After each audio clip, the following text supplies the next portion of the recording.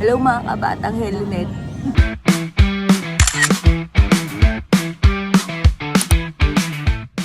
Andito ako ngayon sa Quick Coffee. Ayan. Ito na nga, napaka-quick lang nito kasi as in quick lang to.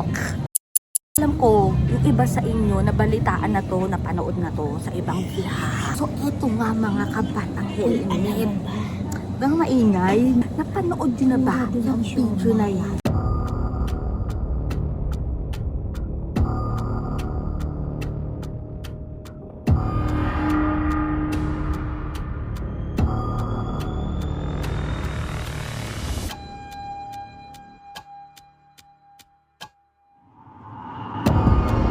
Ano po kaya ang sinabi ni Mr.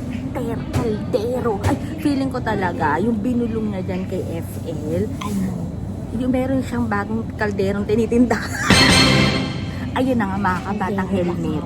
I-comment nyo na dyan kung anong masasabi nyo. Pero ang alam ko, nilapitan siya ni Mr. Cayetano, si FL, Lisa Marcos. Yun yung during sa event ng mga Chinese, diba? Field Chai. Mga field chai. Pero ito nga, ang tanong dyan, mga kabatang helmet, magiging chismosa na ako. Tanong dyan, ano ang binulong, diba?